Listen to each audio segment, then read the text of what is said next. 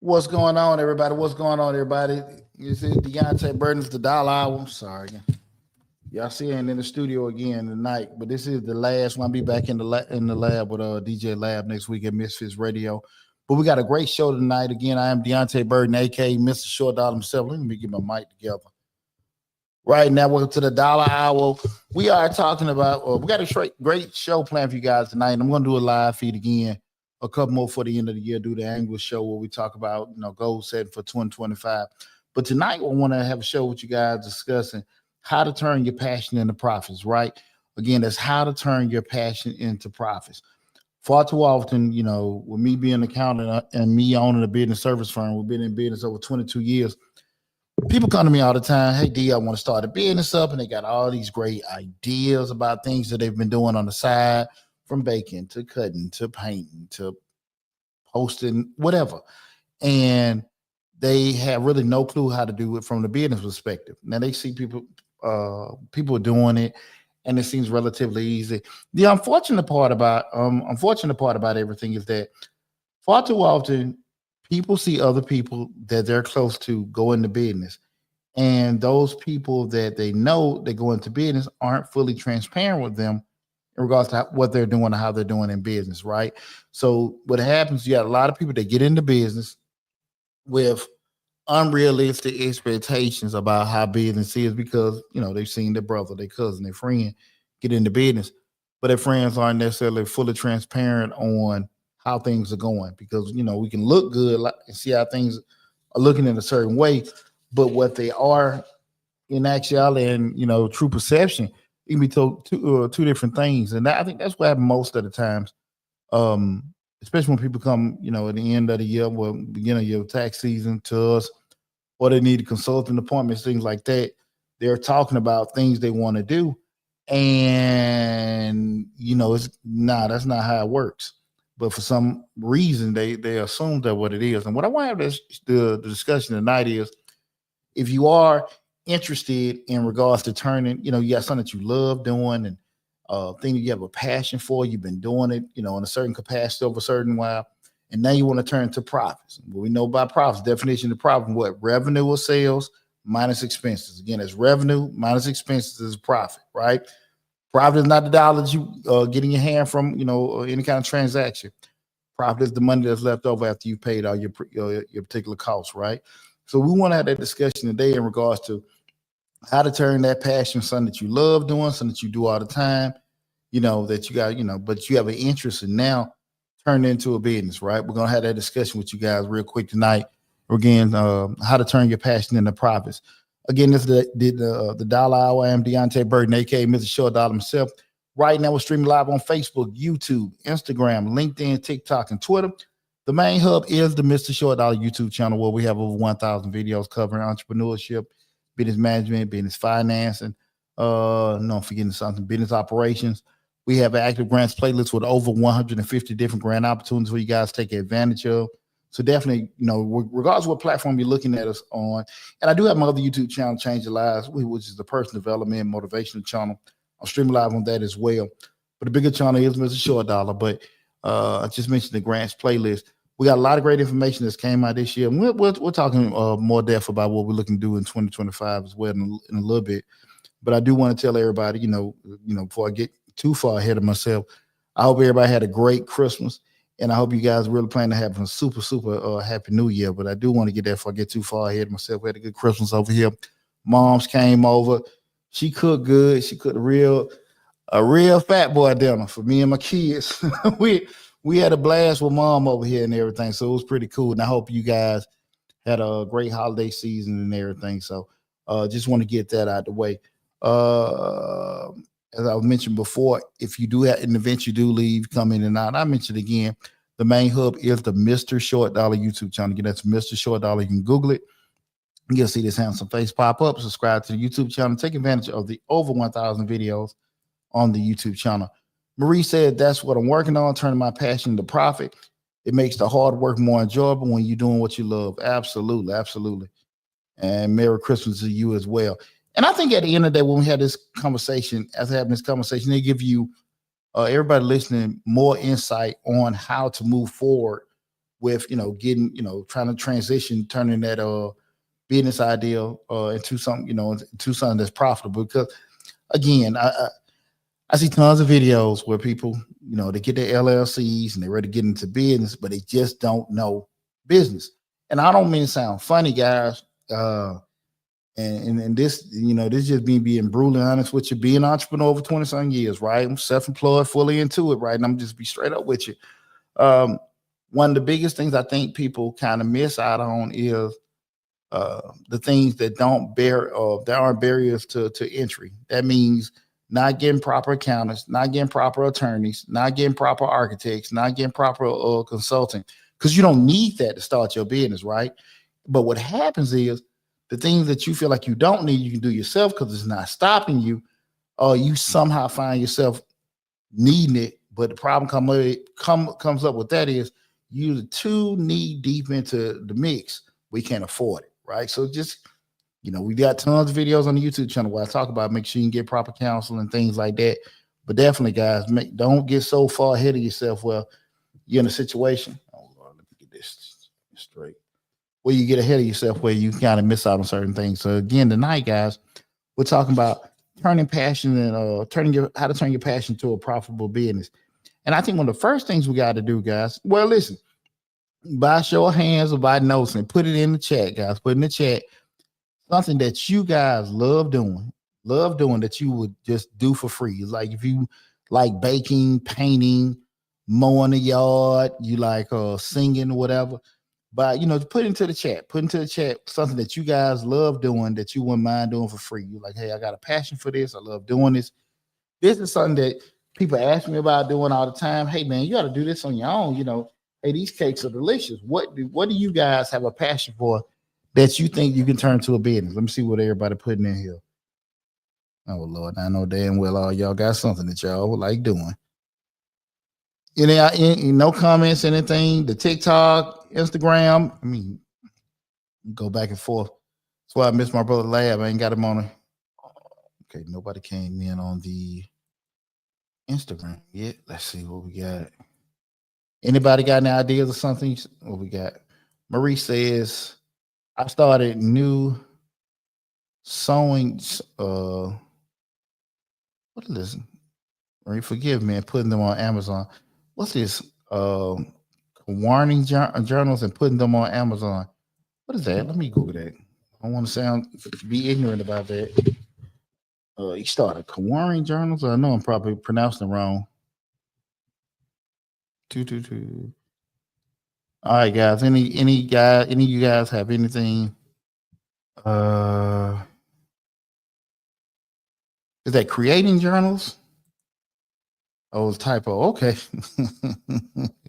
Boy, you had me Google searching. What was that? I started creating journals on Amazon. Awesome. Okay. Cool. That's awesome. Marie says she started creating journals on Amazon. Marie had me going for a minute. I'm sitting here Googling. What is that? Okay. Let me see anything else anybody else got going on. Okay.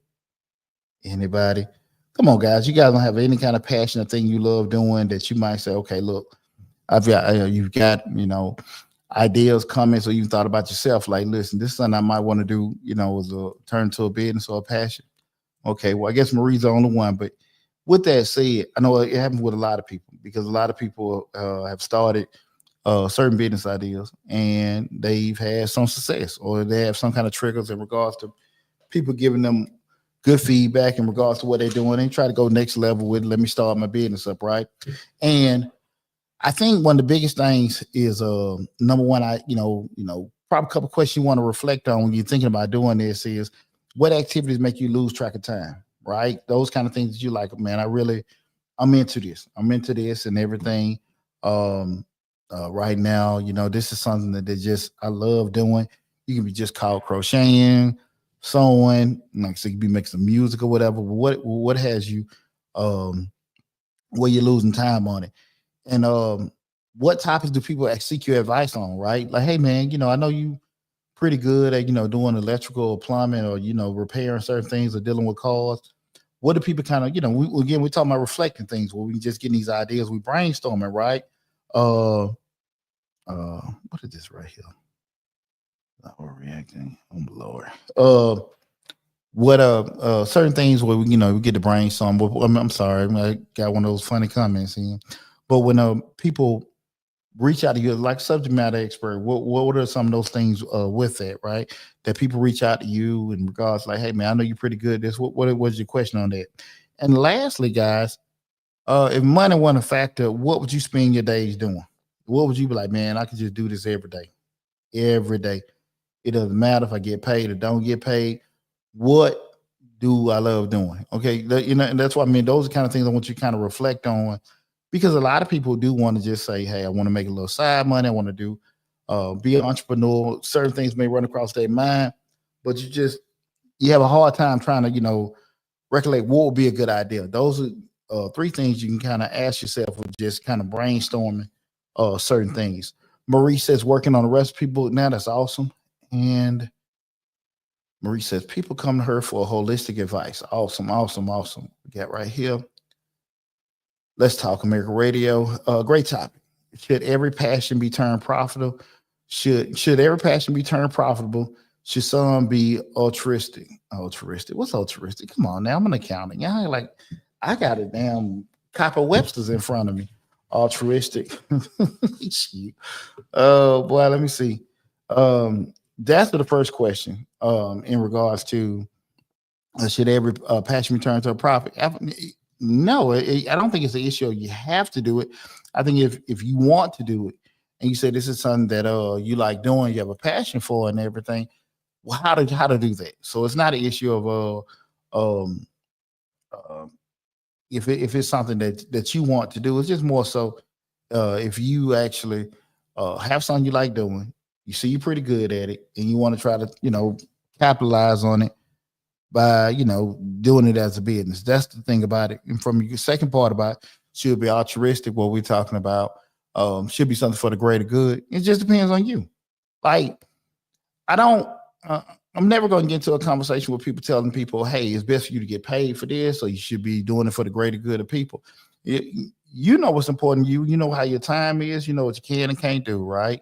So I do enough as a businessman, and I do enough community service stuff. And I'm not here to tell people what they should be doing for free, what should be getting paid for, right? But I think we all can be honest with ourselves and like, look, man, I got obligations. I need to get paid for this particular thing. Let me do it this way.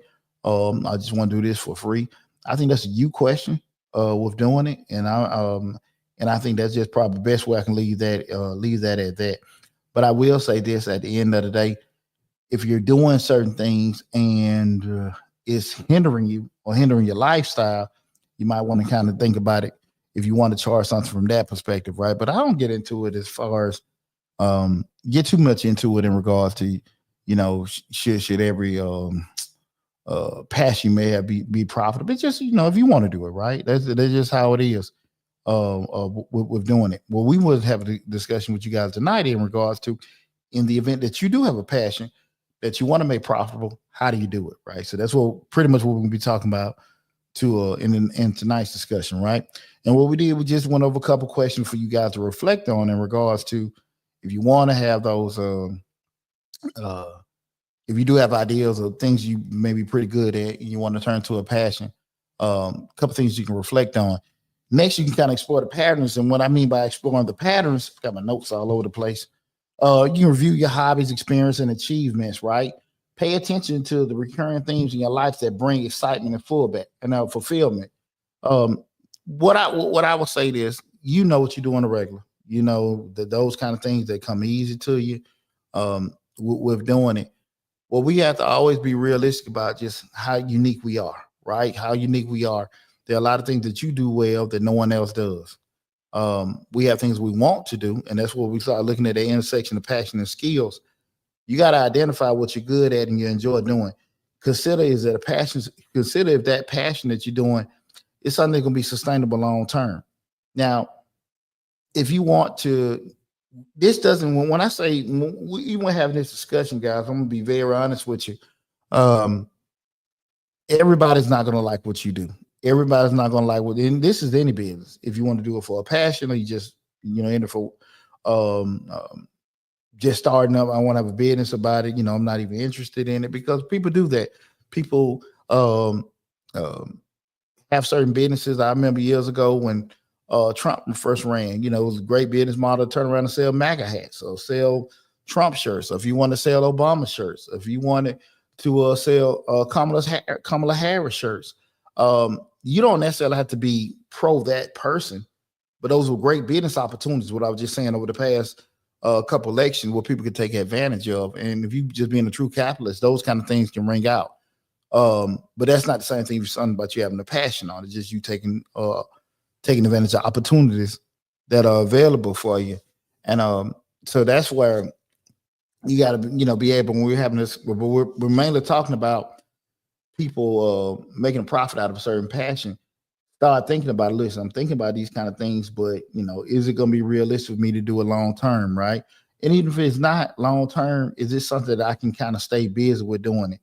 Busy is self-determined. If you just want to do something once, twice a month, cool. If you want to do something once a week, that's fine. Whatever you're thinking about doing, can you actually do that? That's not to make you stop, but it's just something you got to think. Far too often people get in the business, they don't think, they just move, right? And what happens is you be just like that hamster in that wheel, spinning, not going anywhere, right? You have to think about stuff and plan things accordingly in business, right? Those, you never be at a shortage of people, make videos and tell you it's easy to get in business, it's easy to do this, it's easy to do that. And shit don't work. It don't work that way. I'm sorry to tell you, it doesn't work that way, right? Because if that was the case, everybody would do it. And it's just unfortunate. I think a lot of times people get kind of sucked into that, and usually, if it's from a negative standpoint, you done lost your whole shirt, your pants, and everything like that. And we don't want to do this. If it's something that we love doing, we want to enjoy doing it, but we also, if we can make a profit, we're going to do it, but we don't want to lose everything we have without doing it. So proper planning is crucial. It goes back to what I was speaking earlier.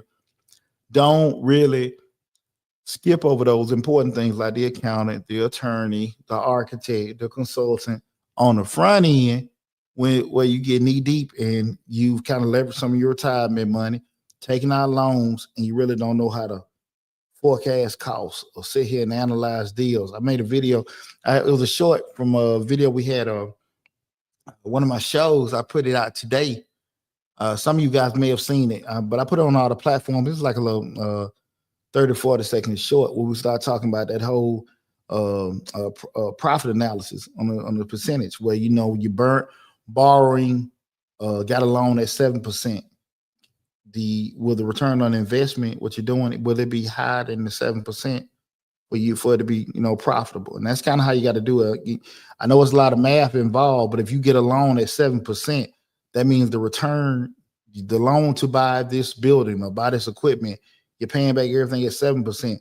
Will the ROI be at a rate higher than 7%? If it's not, it doesn't make sense to do it, right? We got to sit here and, you know, the math part. And if you don't know how to calculate that stuff and it's going over your head, go find somebody that does, right? You got to do that. I got a lot of free videos on the YouTube channel on how to analyze those kind of deals and stuff from the mathematical standpoint. But we got to always look at it like this. Remember, don't get so caught into where you are. You're not the Coca-Colas, you're not the Walmarts, you're not the Target, you're not General Electric.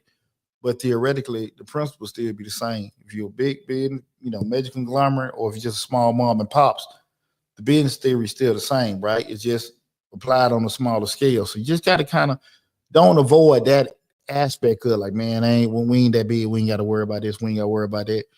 Bullshit. If money's coming out your pocket, and you can lose stuff, you need to be knowing what's going on, right? It's the LLC business license, just one small aspect. Do not discredit the math part, right? Second thing, again, we're talking about how to turn your passion into profits. And we just kind of going over we went over the little brainstorming aspect of what you need to do if you want to turn your passion into profits, right? Next, we're going to go to the second phase of it. Y'all bear with me. You know, I ain't in there with my brother Lab. Big shout out to DJ Lab, Slick 316, to my family at Misfits Radio, Misfits TV. I ain't going to the studio tonight. I'll be back in at the beginning of next year. But again, we still will have to remember what I said earlier. We're still going to have our annual how to goal set and plan for 2025. So that video, I will be doing that over the next 7 days, guys. So don't, you know, get more on top of everything. I just decided to do the last couple shows here at the crib this week and everything. So we will still get that out. The second phase of everything, we start talking about how to turn your passion into profits, is knowing how to evaluate market potential, right? And that's when we decide to go into business. We really have to understand that. We were talking the feed we had last week, how to, you know, market to your customers, and the show we had last week. And I kind of gave the example of, you know, when you don't really have a niche market or somebody you really pushing your product or service to, and you try and get it to everybody. It's just like if you walk into a forest and you're shooting at the trees and you ain't really got a target. Now you shooting all kind of stuff up, you hitting some, you missing some. The problem come up is when you hit a target or shoot something in the woods, and that tree is not gonna do nothing for you. When you niche it down, you find out exactly who you're trying to get your product or service to. You know, if they African American, 35 to 55, this income, live in this area, they have these particular desires and wants. These are the things these are their pain points. They're trying to avoid sitting in traffic. They're trying to avoid going to the cleaners at certain, whatever the pain points you're trying to correct and how they look and everything. Now you can sit here and aim your gun at a particular item, right? But when you're just trying to just sell to everybody, you're wasting time and money. I gave the example last week about, you know, with my tax business. I'm down here in Metro Atlanta, and originally I've been in business 23 years. Those first couple of years, I mean, it was cool because, you know, I was doing the radio, tax guy, people calling in and asking questions and stuff, just like 02, 03, 04, those kind of things. It was cool, but hell, I couldn't handle the flow that was coming in there, and I was all over the place, right? But what I focused on, that little office, the main one we at right now, over there in Riverdale, I said to myself, I think it's 60,000 people. in the city of Riverdale, and I just needed 1%. Right? I ain't need to get everybody. I knew what my office could handle. I can't handle 20, 30,000 people, right? 600 people, a tax season, each office. That was cool, right? That was the thing about it, for what we were doing. So I just had to niche it down. Why shoot all over Atlanta with my advertising and stuff like that before what I do? I can get fat in that little, 10 mile circumference of my office. And I think sometimes, I'm not saying that's the theory with our businesses, but sometimes we need to kind of understand what is the market potential of doing it. When we start looking at research and demand, when you have these ideas about a particular business you want to do, you got to be able to start, research and demanding what kind of people are in the area. Number one, knowing that person you want to get it to. Like, you got to kind of look at it for what I'm doing, even if it's. You just can't say I'm trying to paint all kind of houses, right? You can't say I want to service all these people from an electrical standpoint. You got to have an idea of who wants to use your product or service, right? Are you going to be the discount painter, premium painter, mid-range, unique, where you're doing some faux designs and stuff like that? You can do any kind of stuff, or you're going to be the one that's going to be basic. Nothing's wrong with any one of them, but just kind of mapping out how you want to enter the market, knowing how the customer looks. And that point, you just got to do your research and demand for what people have. You got a lot of free products out there. You can use Google Trends, keyword searches, social medias to kind of gauge the interest. Like, okay, what's out there for what I'm trying to do, right? A lot of times you can have a conversation with people. People say, man, that's a good idea. That's a good idea. Don't get so caught up into what other people think, right? You got to pay attention to numbers. I don't want you to get so tied up into avoiding people, but numbers drive a lot of stuff, right? And we got to be realistic with some things in regards to that, okay? So I just want you guys to understand that aspect of everything, right? We got to make sure that we're looking at it, the data that's out there, So you can do a people poll on social media. That Google is there. It's free. You can do that. Just kind of get an idea. You can even go to your local your business license office. Just find a economic development business license. They can kind of give you certain census data. You can go to U.S. Census. Just get data in regards to the actual area that you're trying to provide your products and services. What's there? Median income levels, all that kind of stuff. And guys, I want to kind of go back again. If you are not familiar with doing this, that does not mean avoid it. It means just finding somebody else that is more equipped that understands this, and they can explain it to you in English. Okay. Do not discredit it, and don't rush stuff. Don't rush stuff, man. I'm telling you, I gotta have this business idea. I've been waiting so long. I've been doing it. Remember what I said, when we're young, we think it's gonna take too long. When we get older, we feel like we ain't got enough time. What we don't have is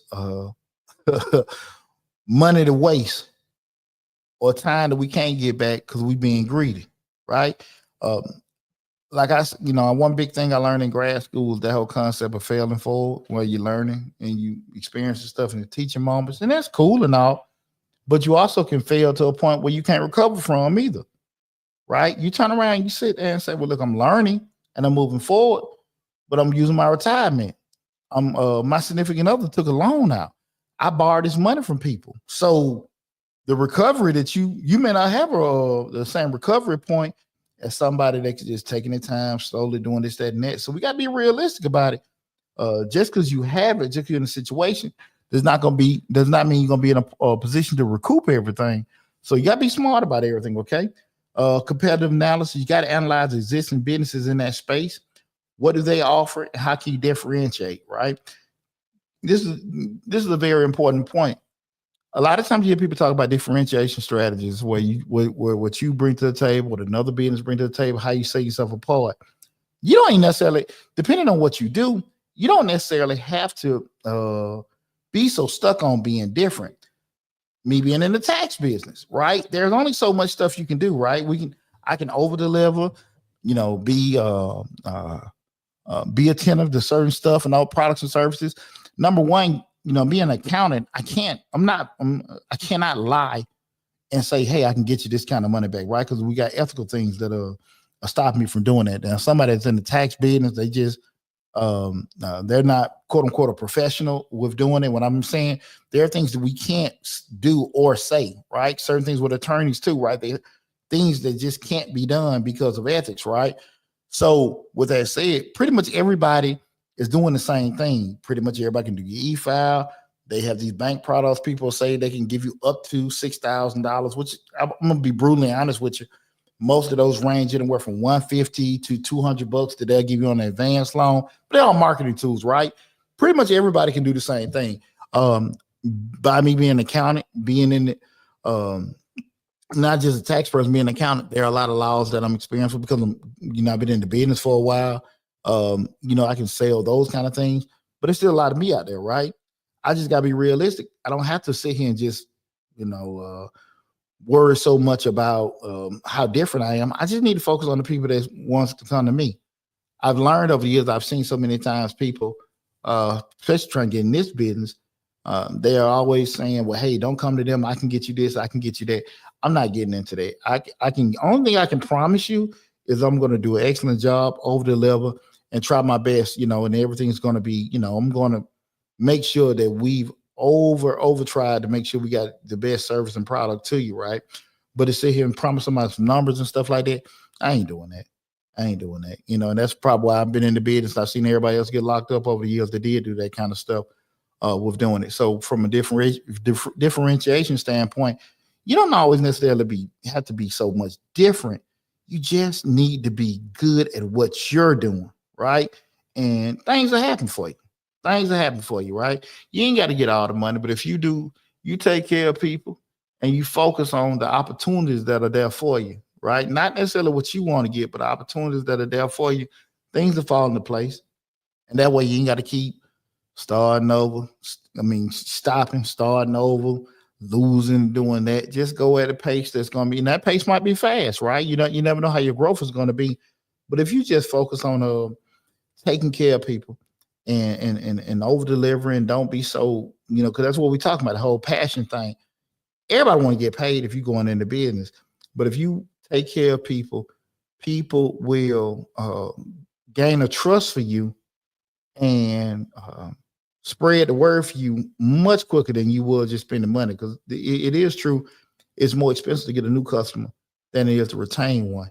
So if you can just take care of people, send the birthday cards, send the Christmas cards, maybe go to a funeral, when the baby's born, do that, all that kind of stuff. People, they get a bond with you. And once you got a relationship, that's it. I'm doing grandkids taxes now. I ain't talking about 1 or 2. I'm doing a lot of grandkids taxes. People have got divorced and I'm still doing both of theirs because I've done those particular things, right? You over deliver and take care of the people that's with you. Somebody new come in, apply the same principles, right? But if you take care of people, people take care of you. And that's what we're talking about, just having that competitive analysis and what can make you different. Make sure some money, when we start looking at those monetization opportunities are there. Can you package a package in a product, service, or an experience, right? Can you actually sell it, right? Those are the kind of things you got to be realistic about. Certain businesses, you can say, I wanted to do this, but mathematically, by you trying to provide the product or provide the service, the profit. Because if I'm selling cakes for $50, but it cost me $45 to make the cake, that's what the packaging with the supplies, the ingredients and all that. Is that $5 enough for me to sustain being in business? And that's, say if we're making 10 cakes a week, we know that's $50 because we got a $5 margin, 5 times 10, $50 a week. Is that okay with me? Maybe, maybe not. You got to sit there and say to yourself, like, okay, I can do it, but is it going to be something that, I want to deal with? Also make sure that you got a pricing strategy along those lines that makes sense for your audience or market. What I mean by having the right pricing strategy, going back to what we said before, are you the premium guy? Or you charging, because I'm in here in Atlanta. Everybody wants to be the celebrity barber, celebrity real estate person, all that. Keeping in mind, I don't even know if celebrities are a fraction of 1% of the population in the city of Atlanta, right? Damn, 99% of everybody in Atlanta is normal people. So why the hell somebody want to push that they're a celebrity? I have no damn idea, because they cut some ball player hair, or because they sold some actress cousin a house or something. They're more regular people than they are doing that. But whatever strategy you want to go into and stuff, because it's cool. We can say, well, look, I got a high income client with doing something, but are there enough of them out there for you to be sustainable? Right? And that's just being real. That's just being real. I think, like I say, it's a whole lot more regular people out here than there are, quote unquote, wealthy stylists and stuff like that. And just being realistic, just because they got money, I mean, they're really, really interested in spending money with you, or spending that kind of money on a particular product or service, right? So you got to make sure your price strategy, whatever you're trying to do. Because now, let me say this too. I'm not the cheap tax person. So one thing about it, I'm an accountant. I'm degreed up. I mean, I think anybody can go on my LinkedIn or whatever and stuff like that. I got a lot of education, a lot of experience. One thing I ain't the cheap tax man. I'm the great tax man, but I ain't the cheap tax man. So with that said, I'm not out here offering no dang $100, $200 services, right? Something I've heard it plenty of times. That's too much. Well, you don't need to come here, right? You just need to make sure when you focus on particular things that the audience or the target market that you're going for, they can sustain your services, right? So if you say you're the discount person, I remember doing the case studies back in grad school, and we were looking at different retail industries, and just with Walmart fell along those lines. They just concentrate on being cheap. They didn't care about the complaints about customer service. They weren't focused on the long lines. They weren't focused on, just the issues you might have sometimes returning items and stuff. They just wanted to be the cheapest. And then you start going up that retail grid, where you might say Target, they pricier, but they might give a little bit more focus on customer service or experience and things like that. And different stores have different strategies, right? And that's the thing where you just got to say to yourself, okay, these are along the lines on where I want to have my product priced. And I have access to get the people that, that can purchase it. That's the thing about it. If it's one thing to sit here and say, I want to sell real estate to this income bracket of people, these kind of houses, right? Do you have access to them? Can you talk to them?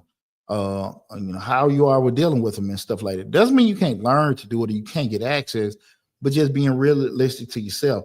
Can I have conversations? Do I have any kind of gatekeepers and thing to get access with certain things? So you just got to kind of look at yourself.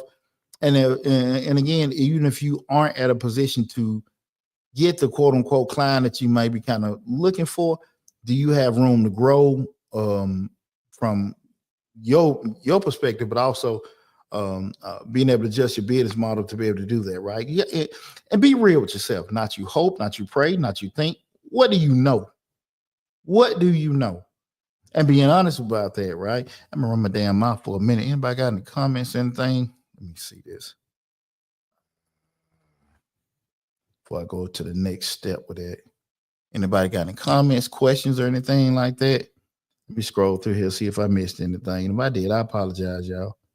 Now your boy get in the zone. Let me see if I got anything. With anything. Again, tonight's show, we're talking about how to turn your passion into profits. You guys got any questions in particular? Just go shoot ahead, leave it in the chat, and your boy get with you.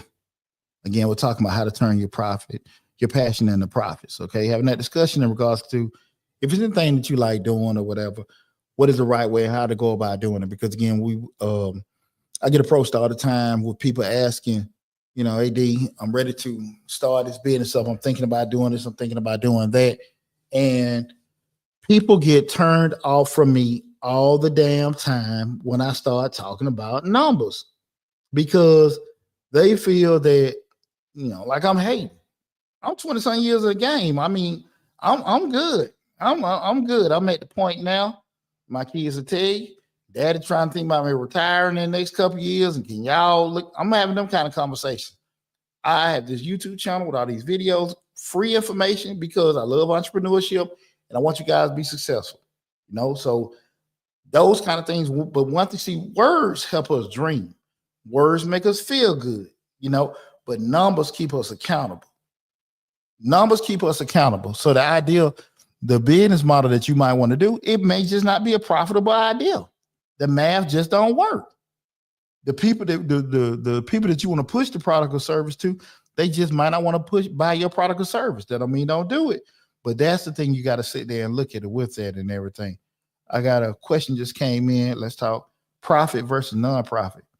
Well, the whole thing about it with a nonprofit business is it's still a profitable a for-profit business. Is just they're not getting taxed by the federal government. So you still have to be a corporation. Theoretically, when we say profit, that's just for your personal gain, as far as the profit of the business. I hope I'm answering your question, because I got profit versus nonprofit. The nonprofit still is looked at as a profitable business. They just not taxed by the federal government or the government. So that's just theoretically the same thing, because they're supposed to be doing something for the greater good of others, right? Or they should not be profit driven for themselves. So the federal government is not taxing them on that case. So it's not that you're looking at being just a nonprofit, not working for money. The business still should be making money, because you can't sustain anything if it's not making any money, right? So I hope I answered your question with that. I got profit versus nonprofit. But when we start going into depth about, how to turn that passion into profit, I'm going to give you guys a couple of steps on, how to go about everything. The first one is, we kind of talked about this before, is define your vision and your niche. Define your vision and your niche. What are you trying to actually do with your business? Who are you trying to provide that product to? What you trying to do with your business and who you trying to provide that product or service to, okay? If you sitting there saying to yourself, I want to actually be, we want to do we're a home painting company and we want to provide them to medium income homes, that's fine.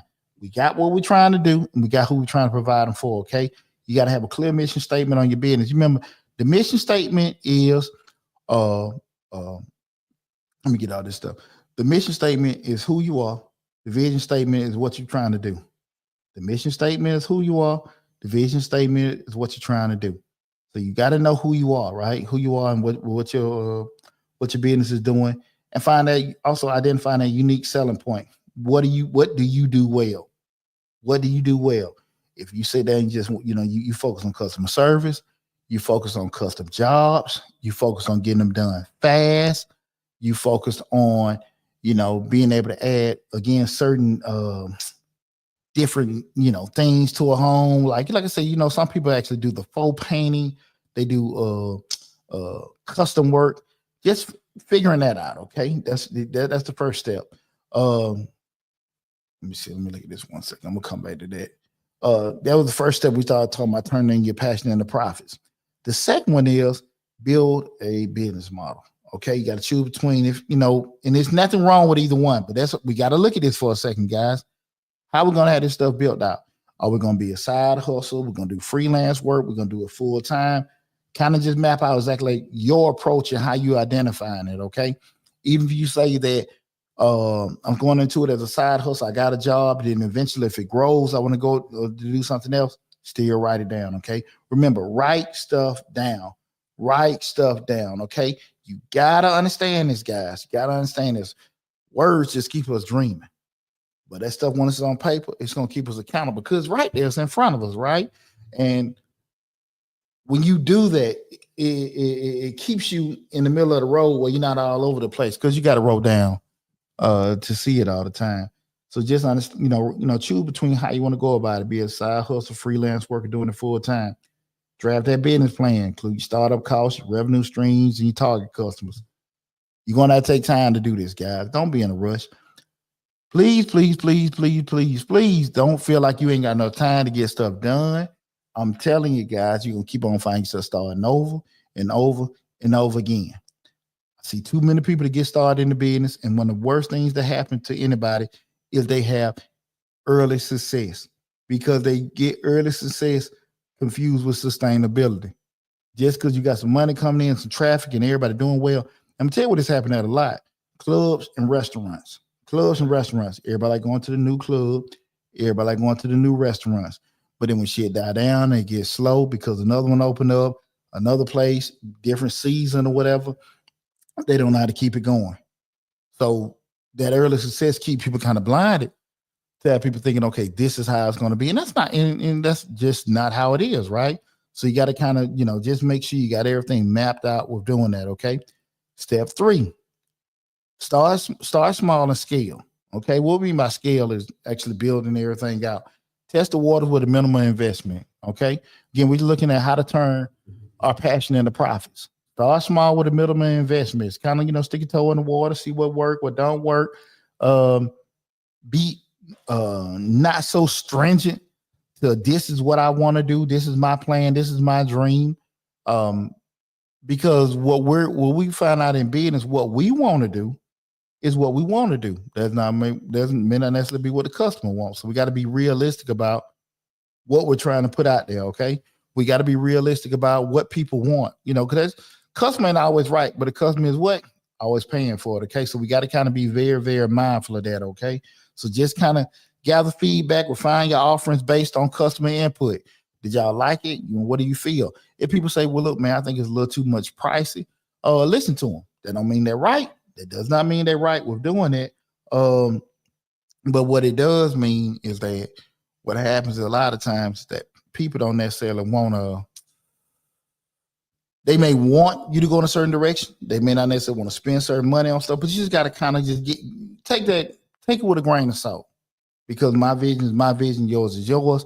Sometimes I might be too expensive for what I'm trying to do, because that person doing the same product or service a mile down the road, much cheaper, faster, but I might have a legitimate reason why, because we provide this, we use this kind of paint because it lasts longer. You have to go back in another 5 6. This is good for 10 years, right? You got to have your reason. Again, going that USP, unique selling point. What makes me different, right? Why am I set here, and those kind of things, you got to kind of just take a little time in regards to what you're trying to do and why you're doing it. Okay. What we got right here, Marie asked this, I won't go too far. Marie stated, do you take a look at people's CUs? Let me see what you got. Do you take a look at people's business plans? Of course, the links on all the if you guys ever want, from consulting and anything like that, we got the links. I own a business service firm. We do bookkeeping, tax prep, payroll, consulting work. The links for the office, and also want to book an appointment, all of that stuff is usually in the description section of each video. So you see, like, to book an appointment, the links are there. The only thing you got to do is just book an appointment, and we'll get you squared away from there. So that's pretty self-explanatory. And also the number to the office is always on the description section. So if you got any questions, you want to just call, hey, D, what I need to do, set up this appointment with that, you feel free to do that as well. Okay. So we got you covered on that. Marie says, my writing business is a side hustle, but I have a dream business I would like to get off the ground. I understand. Well, book an appointment. We get you squared away. I always advise people, the videos are free. You're just going to spend a little time. That's about the only thing to go through it. But if you want to go next level with everything, we'll definitely be able to take care of you. I think we're at 4.9 as far as Google reviews and stuff like that. So I would tell people, you want to check and look us up and everything like that. I'm pretty comfortable where we at with doing stuff, but definitely we'll be able to look at that. She asked about, do we look at business plans, made analysis and do the consulting. We do all that fun stuff. So definitely, if you need any assistance, just reach out to us. The links to the business and everything is in the description section of each video. And with that said, that brings us to step 4, build an online presence. Again, before I get back started, tonight's show, we're talking about how to turn your passion into profits, We're streaming live on Facebook, YouTube, Instagram, LinkedIn, TikTok, and Twitter. If you didn't know, I am Deonte Burden, aka Mr. Short Dollar himself. The Mr. Short Dollar YouTube channel, we talk about personal finance, entrepreneurship, real estate investing, and business. With all the other platforms that we're on right now, the Mr. Short Dollar YouTube channel is the main hub. Okay, I'm using the lab with my boy DJ Lab and Misfits Radio. I ain't got my dog with me right now, so he kind of helps me keep a lot of stuff in order. But I think I'm doing okay. And then right now we're going through the different steps to turn that passion into profits. We've got down to step 4, and I will read all of them over, at the end of the show. That step 4 is build an online presence, launch a website or blog to showcase your expertise, utilize social media to connect with your audience and to share your journey. One of the things I will tell people is this. Social media is an awesome thing to have. I just remember when I first got into business, how astronomical print advertising and radio advertising was, which is the prices tremendously shrunk. The thing of it is that people will post on social media, and then you go back to that early success issue. Don't assume because you post your cakes, people are going to try it. Like sometimes, people really react on, what you give them. And when, I know you might have heard the term social proof. That way you kind of validate, like, look, they not running a scam. They're not just trying to get my money, even though you're in business. Of course, you're in business to get money. But if you can sit here and just say, look, we showing an experience, we giving out free information, we're doing these particular things, we got a certain person that endorses. You got to kind of look at it too, because when you look at it from the perspective of growing that audience once you get, online, be it if you actually running ads online or, just with posting, because the only thing with posting, I'm just be brutally honest with you. The only problem with posting is the posting is only going to go far to your network, right? So if you only got 50 followers, it's not going to go no further than that. Now people can share it, but depending on what they have, it's only going to go so far. Now they're just keeping it real.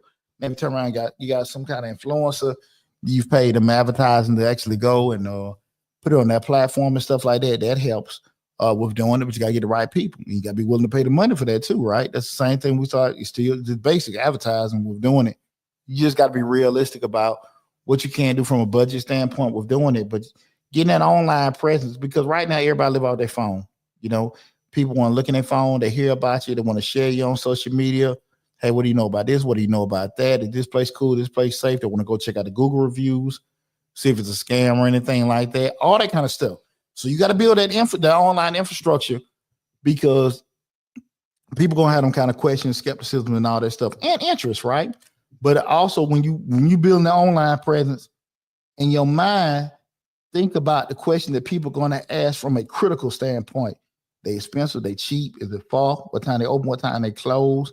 What's the damn number so I can call just in case I got a question? All that kind of stuff, right? What's the menu? What are the services? All the kind of stuff that people would normally ask with looking at a particular website, right?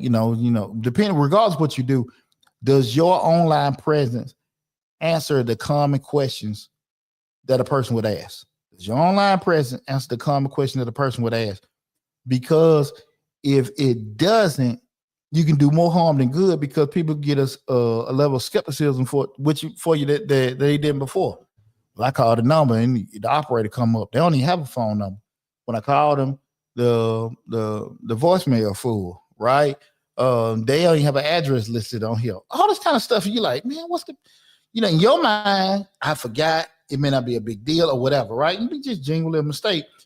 But you got to understand, bad news travel much faster than good news, right? So we got to kind of be realistic. Remember, so when we build that online presence on social media with the website or whatever, make sure you ask yourself the common question that you would be trying to get answered when you actually going and looking up a business, right? Just kind of keep that in mind. We start talking about building that online presence, right?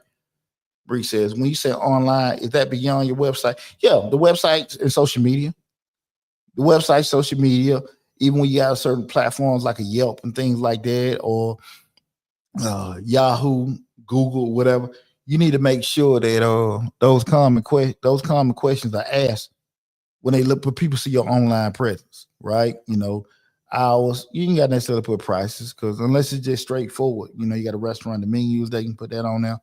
But if it's service related, and it's case by case, you can't necessarily do that. But you got to kind of make sure the common questions are asked with doing that, okay?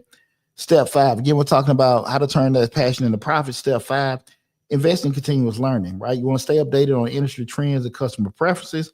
This is critical. What I do with the tax business right there. Laws change each year. Up until the end of the year. One key thing was at the end of last year, the federal government waived all penalties and fees for tax returns that were filed late for, what was that, 20 and 21. That was something that came out at the end of the year. And even the year before that with the, oh my God, I think that was during President Trump's administration. That was a couple of years back with the jobs. Oh God, I'm forgetting these damn laws. It was I don't know if it was Jobs Reform Act or Jobs Help Act, something that was December 22, 23, one of those, right? And the it was just different things that changed the tax laws with that. And that happens all the time. The earned income, the tax credit, the tax, all that stuff change from year to year, right? When you actually maybe a builder and stuff like that, different codes can change, real estate laws change, educational things change all the time, right? So you have to just make sure that you stay abreast of different trends, different things going on, technology and stuff like that. We in business, we're doing that. And again, we start talking about turning that passion into profits. Don't get so hung up in, I'm not Coca-Cola. I'm not Walmart. I'm not this Fortune 500 company. We know that. And the people come to you, they know that too, right? But you still, the premise, the basic theories on how they move and stuff like that, from the marketing, the sales, the production, the pricing and stuff like that, those basic business principles. You learn that, that's business 101. It don't matter if you're doing it as a major corporation or if you're doing it as a basic side hustle. The principles still stay the principles. It's just the depth of the principles that how you implement it, that changes. Okay. So you still want to stay abreast of any kind of changes the information, new law changes that are in effect. Okay. What I'm about to, and that was that. Let me rehash those steps to turn your passion into profit. Step 1, define your vision and your niche. Step 2, and guys, remember, if you came in the middle of the show or anything like that, definitely go back to the YouTube channel, Mr. Short Dollar, and you check out the video in its full entirety. What's going on, Butterfly? Hey, appreciate you tuning in. You can, again, you check out the video in its full entirety with doing it. That way you can just see it again and take advantage of all the other videos that are there as well. But again, the step 1 is to define your vision and niche. Second one is to build a business model. Remember, that can be whatever you're trying to build it from, the side hustle, freelance work, full-time, it don't matter. Number 3, start small and scale. Start small and scale. Go be at it as small as possible and just build up from there, okay? Don't just worry about going into the process that you the biggest one possible, okay? The fourth one is build an online presence. Remember, when I say build an online presence, guys, you ain't necessarily got to have a $1,000 website. Have your basic information. But I always remember, guys, remember this. When you're doing certain things, you have to make sure you answer the basic questions that a customer would ask. Remember that. When you go to somebody's website, remember the question that you normally ask. What time they open, what time they close, location, things that the common person would ask. And make sure that information is listed on your online presence. That being the website, the social media, all that stuff there. You got working phone numbers and all. You gotta have it. You gotta have it, because remember, you can lose folks, you can lose people by not necessarily having everything in place. And the fifth one is continuous learning. Make sure you continue to learn your craft, learn different trends, different changes, and stuff like that. So just staying abreast of that. Carlos Rank, appreciate you tuning in. Yeah, tonight show we're talking about how to turn your passion into profits. One key thing, I think, we start looking at those barriers and challenges that people have. Because, just talking again, a lot of times people get caught up into, I'm not trying to be this. I'm just trying to make a little extra this and, with doing it. And that's fine. But if you stay away, if you avoid some of the principles that you need to have in place, it's still going to come back and bite you in the butt, right? I can't be honest enough with you about that, okay? So the main challenges, mind shifts, I think people need to have is number 1, overcoming the fear of failure. Remember, guys, you're going to bump your head. You're going to make mistakes, right? You got to understand this is a learning process. This your first time doing, second time, third time. You're always going to encounter certain things. When I pick up the phone to somebody just during tax season, I'm experienced enough to know a lot about taxes, to know a lot about the industry. But I still find myself on the phone with people like, what the hell? I never heard that before. And it happens. You can be in certain businesses where this is just the first time that happened. You just don't know. And you may have handled a situation probably in a different way. Once you get a chance to do it, it happens. But we learn from it. Don't be afraid of, hey, listen, I'm gonna be a failure. No, just take your time. Most of the time, the mistakes we have that we can't recover from is because we try to do things that we probably shouldn't be doing. You ain't got to force stuff. If you ain't had money in your pocket for 34 years, 44 years, it ain't gonna kill your ass not to have it in there 6 more months, right? I'm just being brutally honest with you, because I was very honest when I said earlier is that far too often people see other friends they have, or people tell them about they're doing in business. They, you see them with a new car, you see them with a new place, you see them on social media, they're posting the things they're doing, but they ain't necessarily always being honest. You see what I'm saying? So you gotta be realistic about, like, that's cool for them, but that don't rock necessarily for me. All the time people tell me, man, you can do this, you can do that. Well, why don't you do the shit? I'm cool, right? So, it's cool, and I appreciate people come to me, but I know what Deonte can do, right? And there's some things, do I miss out on some things? Absolutely. Absolutely. Have I missed out on some money and stuff like that? Absolutely. But I ain't tripping on it because I'm cool. I can go to bed at night. And when you force things or you feel like you're missing out, that's when you kind of make them rush moves that kind of put you in a bad spot. So just be cool with, just learning and moving at a certain pace, okay? The second thing is balance and passion and practicality. Passion alone isn't enough. You got to pair with some strategy and action. Because I love doing it, you can kind of lose sight of, this ain't going to work. This ain't going to work. I've shared many a times the studio me and my buddy had downtown Atlanta. I think this was about 07, 08. Me and my boy did it. Neither one of us knowing anything about music. And we lost a lot of money. We lost a lot of money with doing it. Thank God we was able to keep our friendship. But we actually, put ourselves in a bad spot because we were rushing stuff. And I just want people to be able to avoid those kind of situations. Like, man, it was cool with doing it. This back when, all the, the hip hop Atlanta scene and everything was going, wild and stuff like that. But man, a lot of people want to make music, but everybody want to pay for studio times. And that kind of bit us in the butt with doing it. So you got to just be realistic about, this is what I want to do. But, do I have enough people to cover it? Do I have enough people to pay the fees and the costs and stuff like that associated with it for it to be something to make happen? All this stuff got to come into play, okay? So again, balancing that passion and practicality. And also the last thing, you got to make sure you stay adaptable. Be open to pivoting and adjusting your idea based off market feedback. What you want to do and what people want can be two separate things, right?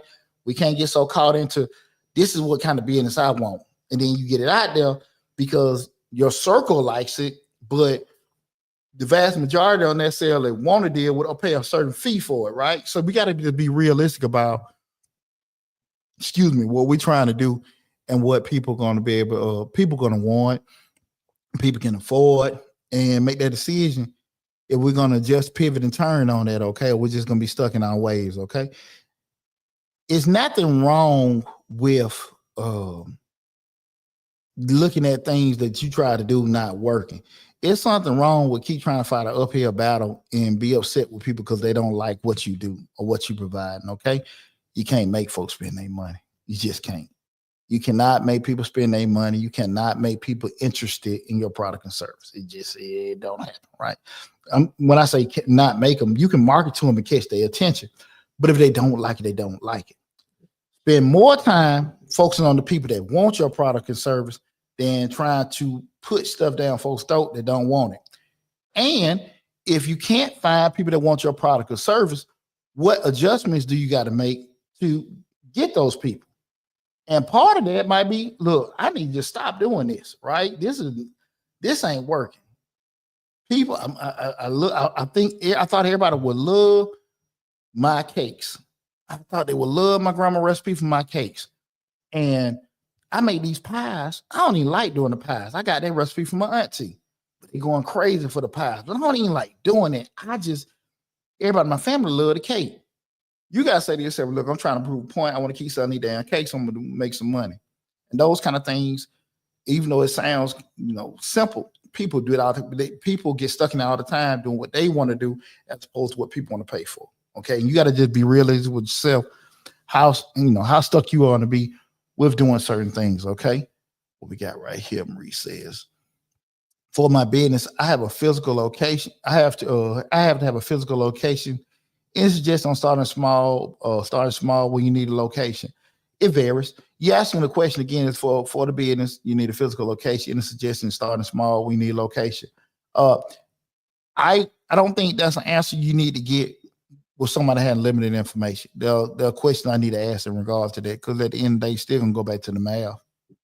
I mean, we still just say I need a location for that, but we start looking at rent, traffic, zoning, and all this other kind of stuff. Those have more of a weight on your response than just hey, just giving you a general point and all that, a general answer, and also those specific questions. So, I would just say, book an appointment. Doing that ain't, I'm not just trying to blow you off for that, but that's not a question that can get an answer. But I will tell you, those are kind of factors you need to be kind of looking at when you start looking at location.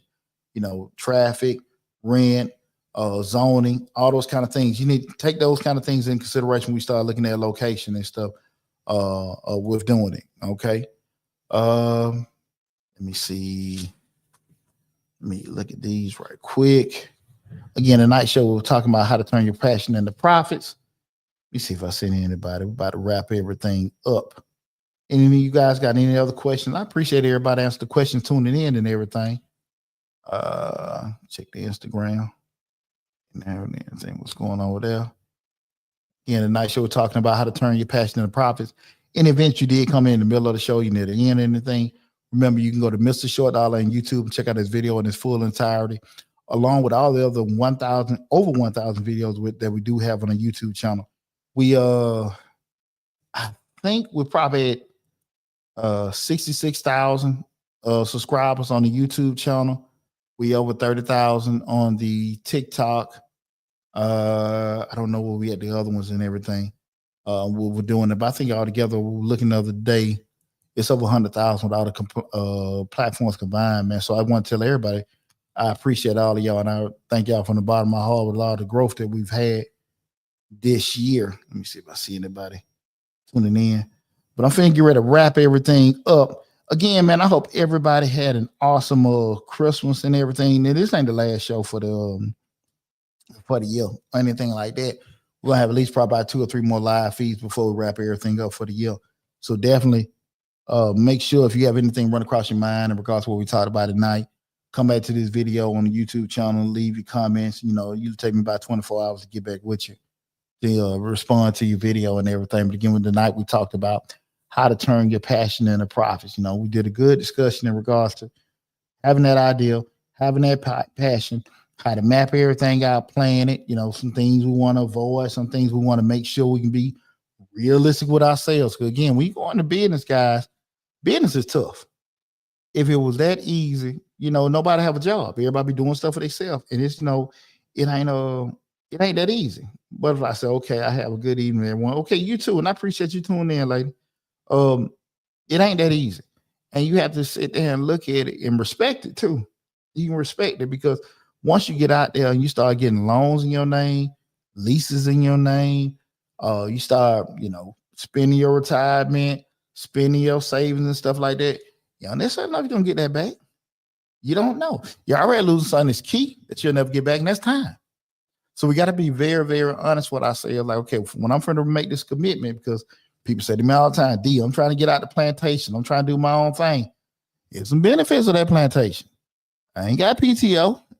I ain't got paid sick leave, right? You know what I'm saying? I got to build my own 401k. And I damn sure ain't doing no matching for myself.